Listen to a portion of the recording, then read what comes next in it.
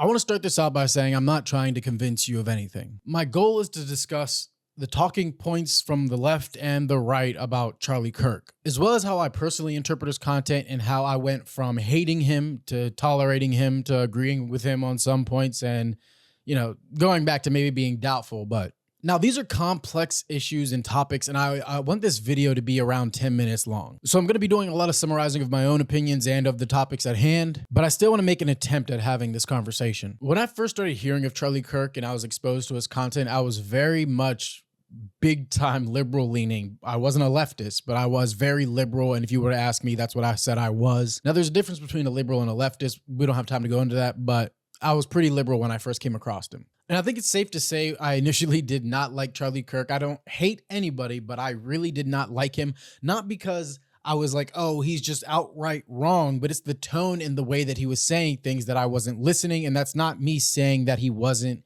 wrong about anything. For example, jumping right in, this isn't in my script, but I'm saying like the 1350 statistic that we all know about and some of us love is used by white nationalists to put forth their gender that black people are less than, right? Now, if you include exonerations and everything else and then find out the years of these statistics, it's not exactly 1350, right? And then there's a difference if you're saying 1350 crimes and 1350 arrested, right? On the basis of that, I'm just going to cut in real quick and say either way, to me, there was a problem in the black community with crime. Now, we are going to focus on some of the comments he made about the black community, mostly because it's a conversation I feel has affected me the most and I have the most position where I can talk about it.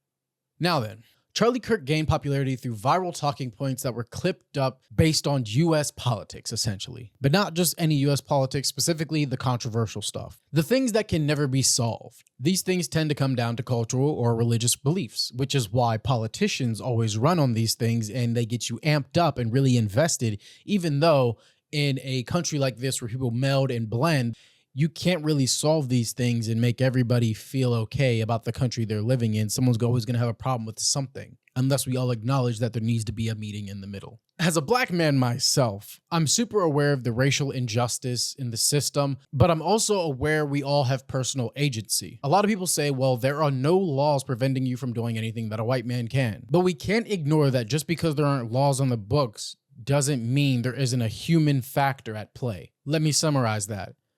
You have a lot of people that are in power during the ages of Jim Crow that are very much for it.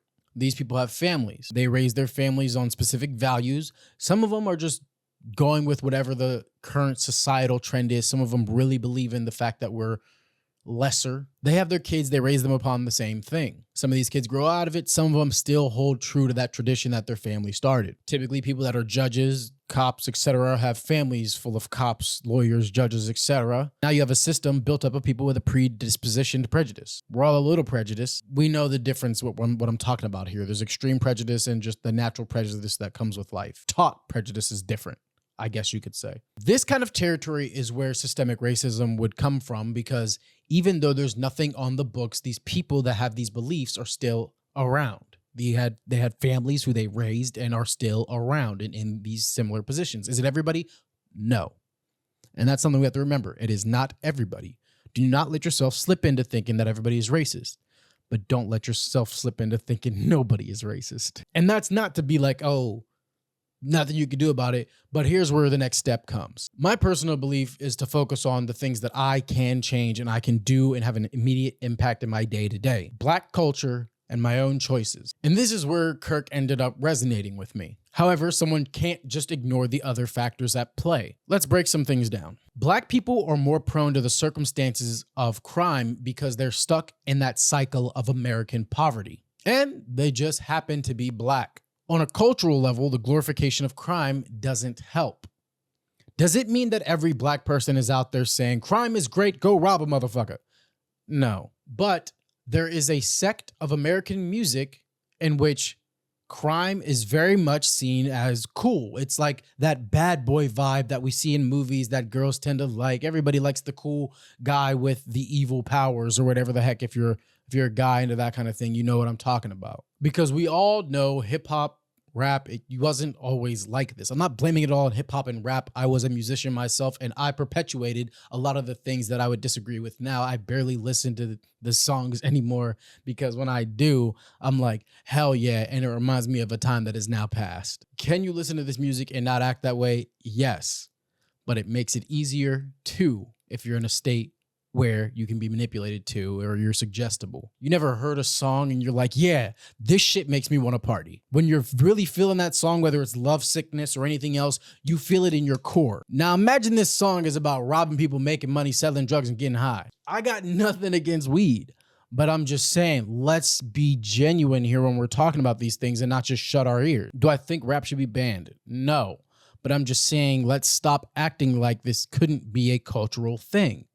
Plus the historical evidence and societal and nurturing elements as well, as far as childhoods and family element. It's all of these things together. Anyway, it's a super simplified version of complex issues and my personal thought process. But these are the conversations that resulted in so many people hating Charlie Kirk. Because racist or not, when you bring up the same conversations that white nationalists and white supremacists use, people aren't going to like it and they're going to call you racist. People recognize the pattern and they disregard the intent. From my personal Black perspective, it's like this. When you've been on defense for so long, anytime that pattern comes up, it can be hard to shake the attitude. Add that to the viral sound bites, and you get a perfect line between racist and critic. And this is why a lot of the racism of today, in my opinion, falls into the abyss of interpretation. Historically, if a point has been made by racist in a speech, the speech itself becomes racist,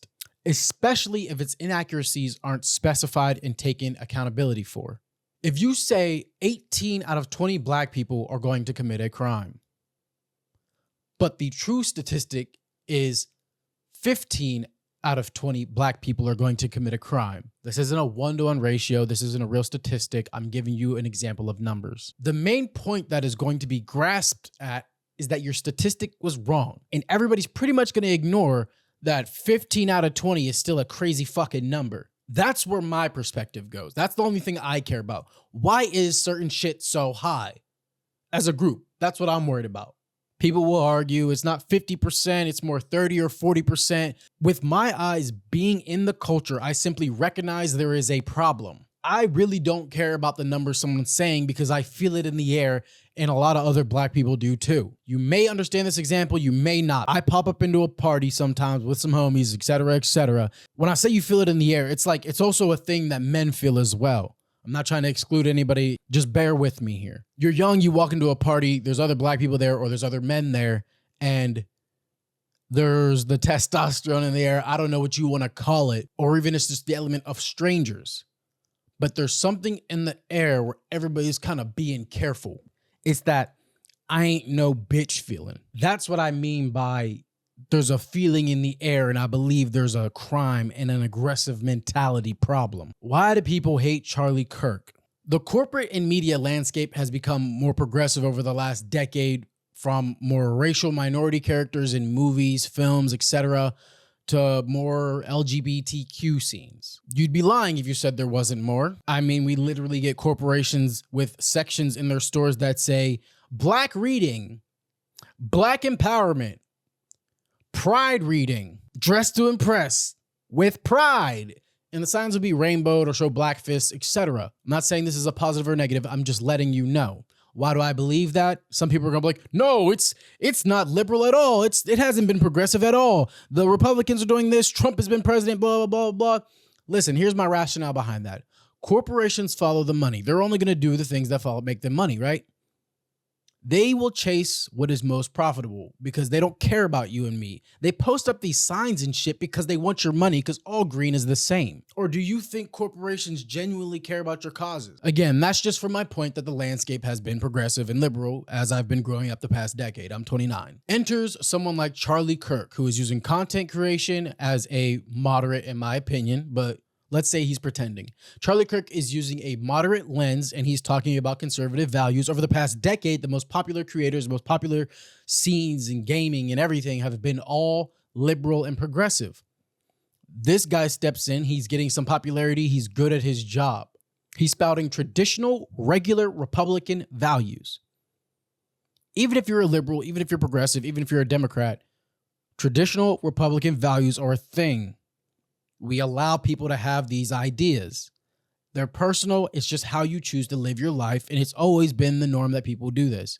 Traditional Republican values of conservatism are not inherently racist. They're just conservative values. And some people that are men and women agree with them and they share them. They get married and they have a conservative family. Some people are raised that way. It is what it. There's nothing wrong with being conservative. There's nothing wrong with being liberal or progressive. When I think about it on its basis, I think the first thing that comes to my mind is just how people like to dress. Do you dress conservative or do you dress more liberal? Or I don't know, another term that we would use for that. Like, you know, if you're somebody who wants to dress with, for women's sake, if you dress with more cleavage showing, you would be determined not as conservative. It doesn't make you this or that. It just means someone who covers up is dressing conservatively.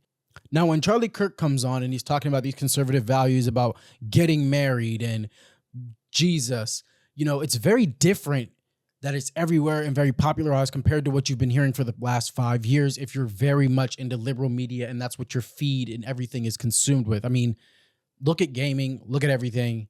It's been very, very liberal. But these are takes that have been around for the past 70 years, from not liking affirmative action or DEI-ish stuff to just literally traditional families and conservative values. These are things that are not new. There were black people who did not like that affirmative action was becoming a thing. Why? Not because they were racist. It brings this fear that if you institute something like this, people will look at you and think you don't deserve it. You might be thinking, oh, well, who cares? You know you deserved it. You know that you deserved it. You got there and you do deserve it because XYZ. But you don't know. You don't know. Self-confidence tells you you know, but you don't really know why you got hired. Usually if you're applying to something, you have some competency. So, you know, you'd say, yes, I knew. But truthfully, you don't know. And that's why people didn't like it. You don't know. Me personally, I think there is a time when these things were necessary. And this is a major point of mine. I might be ahead of my script, but I think there's a time when these things are necessary. Things like DEI, affirmative action, etc., to kind of correct some of the wrongdoings of the past. I think the ultimate question is, okay, but at some point as a country, wouldn't we like to stop doing these things? I take it as this. Charlie Kirk was under the impression that we no longer needed these things, which he also has stated before. While other people think that we still need these things, but they don't even think about the fact that at some point they have to end. It has to be a perpetual thing. Well, at what point can you actually understand, like, are there not as many black people doing this thing because not as many are applying at it?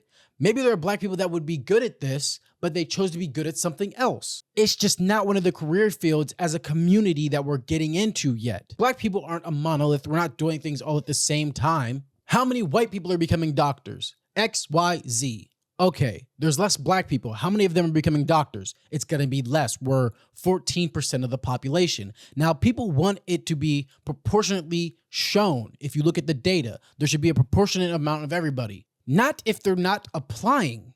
And I know I could be ignorant on this fact, but I'm saying if not as many are trying to become a surgeon, there won't be as many black surgeons. What if more black people tend to become pediatricians? And then we see there's less black people, and then more Asians tend to try to be surgeons. In the medical field, maybe there's the same proportionate amount of people, but in those specific fields, it'd be disproportionate based on who's applying for what. But now we then say that it's racist that black people aren't surgeons. This is the thing that troubles me. And I'm not saying all of my facts are straight. I'm just letting you know what my thought process is personally, and we can have a conversation about it. I know amazing people that are both liberal and conservative, that are both dissatisfied with whoever they may have voted for at any given time. I'm not saying you can't be critical of people, but I do wish people understood that someone could see the same bill as you, get certain information from it, and not perceive it the same way. It all depends on what specific thing you focus on of each bill, because the real problem is that they're jumbling all of these different things in each bill. And that's how they get each other from each side. It's like, okay, we'll give you this, but if you have to give me that, right? Again, why don't people like Charlie Kirk? I believe the problem is he got popular in a liberal-dominated space while using marketing tactics like eye-catching titles, thumbnails, and clips, as he should as a baseline content creator. If you're not doing those things, you're not good at your job. It's not that you have to lie. And there's a difference between types of clickbaiting. There's outright lies, and then there's understanding the most important part that will eye-catch people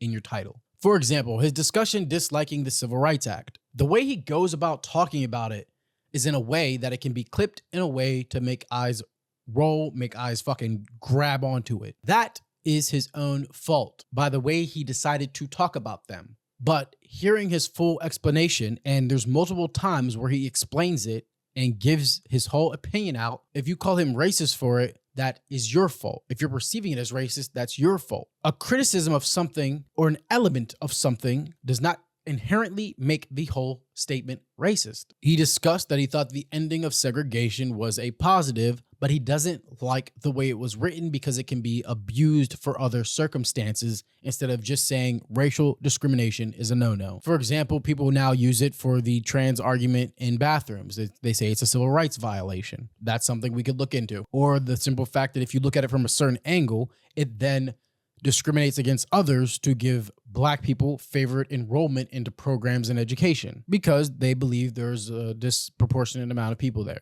And his point with that is technically you would have to discriminate in order to favor, which isn't wrong. That'd be the case of like affirmative action in DEI. Now, the question there is, okay, they want it to be so that, you know, it's all merit based. And then it's like, if the Black guy is good, he should just get the spot. Now, the problem with that thinking is if you have a bunch of candidates and they're all good, let's say you have a white guy who's scoring an 80 and a Black guy who's scoring an 80. If the white guy gets picked, there's too many white people. If the Black guy gets picked, he got picked because he's Black. If we don't have affirmative action and the white guy just gets picked and there's a disproportionate amount, people are going to see it as XYZ. So how do we fix that? I don't know if we can.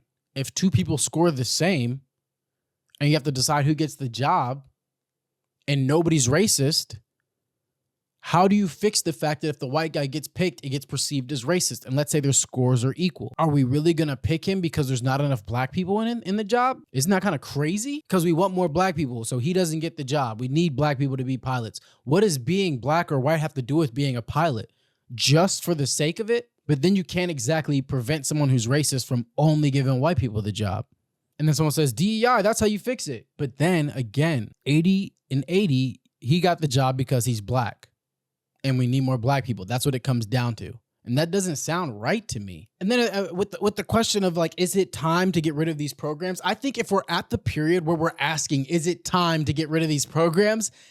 It might be getting close to at least the time to start getting rid of these programs. We're debating if it's time to get rid of these programs. And I know the simple conversation doesn't mean that that's the answer, but this is, again, we're just talking about my thought process. It's all interpretation and perspective. Charlie Kirk's content didn't convince my mind of this or that. I just enjoyed these debates and discussions that no one wants to have because it's super liberal leaning, so it's pretty much all thinking like this, or people were afraid to be called racist. These aren't the worst conversations to be having. Conversations to be having. People tend to just leave these things up to the system. But if you don't have the conversations and you leave them up to the system, isn't that how you get systemic racism? There are fantastic people out there that feel ostracized by the rhetoric of the left and the right. I've heard white men and women say incredibly racist things, and I've heard minorities say incredibly racist things about the white people. This is reality. I'm not lying. When I listen to Charlie Kirk, I'm not engaging in white supremacy. I'm listening to how a specific group of Americans have been made to feel